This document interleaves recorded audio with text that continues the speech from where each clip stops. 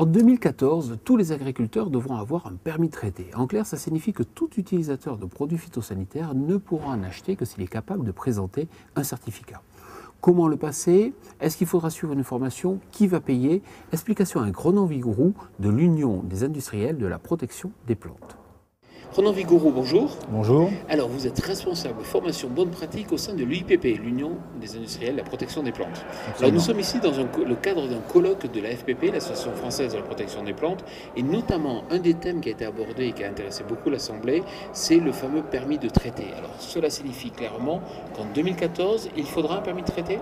Alors, en 2014, pour acheter des phytos, l'agriculteur devra posséder un certificat remis par l'État, comme quoi il est compétent pour utiliser des phytos, effectivement.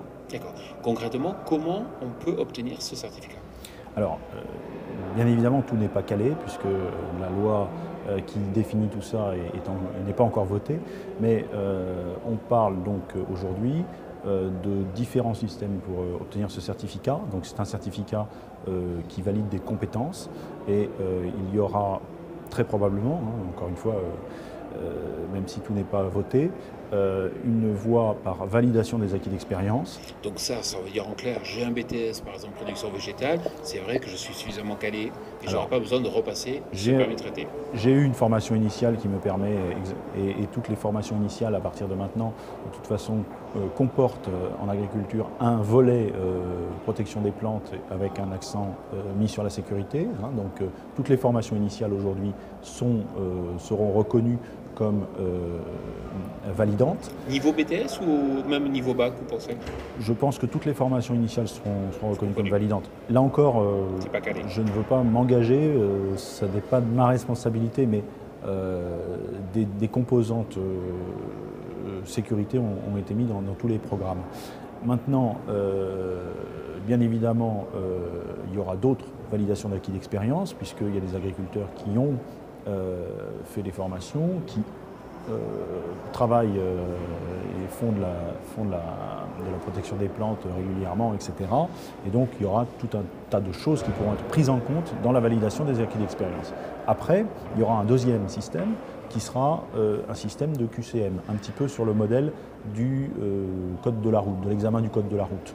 Il y aura une série de questions, et si on a suffisamment de questions, on a le certificat derrière. Donc, soit j'ai un diplôme et dans ce cas-là j'ai le certificat, soit j'ai pas de diplôme et je dois passer un QCM. A priori, ce QCM, il se passerait à quel endroit? Alors, aujourd'hui, ça reste à définir, mais la très grande probabilité, c'est que ce soit les CFPPA et les chambres d'agriculture qui soient habilités à faire passer le QCM. D'accord. Donc là, ils en ont les moyens et les compétences. Donc là, il y a une série de questions, on va supposer une cinquantaine par exemple de questions d'après ce qu'il a été dit, et en fonction de la note que je vais avoir, je vais devoir suivre une formation ou bien j'ai directement le certificat? Exactement. C'est exactement le principe du code de la route. Si j'ai suffisamment de questions bonnes au QCM, mettons 45 sur 50, je ne sais pas, ça reste à définir, j'ai le certificat. Si je n'ai pas suffisamment de questions, de bonnes réponses au QCM, eh bien, je suis appelé à suivre une formation dans un délai qui n'est pas encore défini. Et à l'issue de cette formation deviendra validante, et ce sera une formation dite de remédiation qui permettra de corriger l'insuffisance qui avait été constatée au niveau du QCM. Donc cette formation, elle est qualifiante, ça veut dire qu'il n'y a pas besoin de passer un nouvel examen en fin de formation? C'est effectivement l'hypothèse qui est retenue aujourd'hui, pour simplifier. Sauf peut-être si on est applicateur de produits, puisqu'il y a différents profils. Là, je vous ai parlé essentiellement du profil utilisateur agricole, je dirais, qui utilise des phytos pour son exploitation. Après, celui qui fait de la prestation de service aura certainement un niveau, un niveau d'exigence supérieur pour lui, et donc une qualification supérieure, ce qui est bien normal puisqu'il va vendre son service, donc il faut que son service soit suffisamment de qualité. Alors on l'a bien compris, tout n'est pas encore calé puisque les modalités d'application, ça sera plutôt au moment du Grenelle 2, donc plutôt au mois de juin de l'année prochaine, on va dire, qu'on connaîtra comment cette loi va s'appliquer, mais globalement on peut quand même imaginer que la formation va être assurée par quelqu'un de différent de la personne qui va faire passer le QCM. Alors vous parlez justement des lois Grenelle, donc la loi Grenelle 1 a traduit les intentions du Grenelle de l'environnement en droit, donc les principes. Maintenant, la loi Grenelle 2 va définir les moyens pour appliquer ces principes. Et donc, justement, elle va être votée probablement vers le mois de juin, vers le milieu de l'année ou d'ici la fin de l'année 2009. Donc, à ce moment-là, on y verra plus clair sur les moyens réellement qui vont être nécessaires et qui vont être déployés pour faire en sorte que, le plus vite possible, un dispositif soit opérationnel, sachant que la directive d'utilisation durable, donc la réglementation européenne, fait obligation à la France, à partir de 2014, de mettre en place un système de certification des utilisateurs, de tout utilisateur de produits, mais au-delà des utilisateurs également des conseillers, des vendeurs, des applicateurs en prestation de services, etc. Et donc, je dirais la date butoir, c'est 2014. Sachant que là aussi, la directive d'utilisation durable, elle vient juste de passer. Donc, 2014.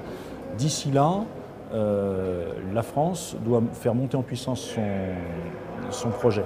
Pourquoi? Parce que les estimations des gens concernés par l'ensemble de ce dispositif de certification, c'est à peu près, alors c'est 300 000 exploitations agricoles, mais si on compte l'ensemble des gens qui travaillent sur ces exploitations agricoles, plus si on étend aux conseillers, aux vendeurs, aux gens qui travaillent en zone non agricole, espace vert, etc., on arrive à des chiffres qui sont plus proches du million de gens qui sont professionnellement exposés à l'utilisation des phytos et qui ont besoin d'une compétence. Donc, bon, les chiffres, de toute façon, qu'on parle de 300 000 ou de 900 000, sont énormes. Et si on veut être prêt en 2014, il faut absolument roder le système dès 2010. D'où l'importance, dès que la loi Grenelle 2 sera votée, de mettre en place très vite les décrets d'application pour pouvoir démarrer un système opérationnel. Et il faudra inventer un système un peu variable, puisque vu que la durée du permis de traiter est évaluée a priori à 5 ans, il va y avoir aucun agriculteur qui va vous souhaiter le passer en 2010. Alors c'est une difficulté effectivement, puisque si je suis agriculteur, je vais passer mon certificat en 2010, il est valable 5 ans, mais il ne me sert à rien jusqu'en 2014, puisque l'obligation n'intervient qu'en 2014.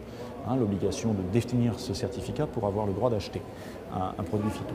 Donc pendant 4 ans, ce certificat ne me sert à rien, et par contre, dès que l'obligation arrive, si je m'en tiens à ce qui est prévu dans les lois, eh bien, mon certificat n'est plus valable, il faut que je le repasse en 2015. Donc, il va falloir sans doute, et là, c'est encore une des questions qui est en chantier, comment inciter les gens, avec certainement un dispositif de durée variable de certificat pour les premiers volontaires, disons, de façon à ce que les premiers ne soient pas pénalisés. Pour que cela soit incitatif. Dernier point, la formation, donc, elle va être assurée par les chambres d'agriculture, par d'autres acteurs? Alors, vu l'ampleur du sujet, la formation, ça reste bien sûr normalement, je dirais, une activité qui est ouverte à plusieurs acteurs. Je ne pense pas qu'on puisse limiter la formation aux simples chambres d'agriculture, parce qu'il y a tellement de gens qui vont être à former, mais je tiens à préciser encore une fois que la formation ne sera pas obligatoire en soi, c'est bien le certificat d'aptitude qui sera obligatoire, qui nécessitera pour l'obtenir une formation de préparation, dans certains cas. Certains agriculteurs n'en auront pas besoin, mais je pense que beaucoup auront quand même besoin d'aller un peu réviser un petit peu leurs connaissances. Et dans le cas où des agriculteurs n'auraient pas obtenu une réponse suffisante, des réponses suffisantes au QCM, eh bien, il y aura des formations de remédiation. Donc l'ensemble de ces formations représente sans doute plusieurs dizaines, voire plusieurs centaines de milliers de personnes à former en 5 ans. Et donc, il est très peu probable que le nombre d'acteurs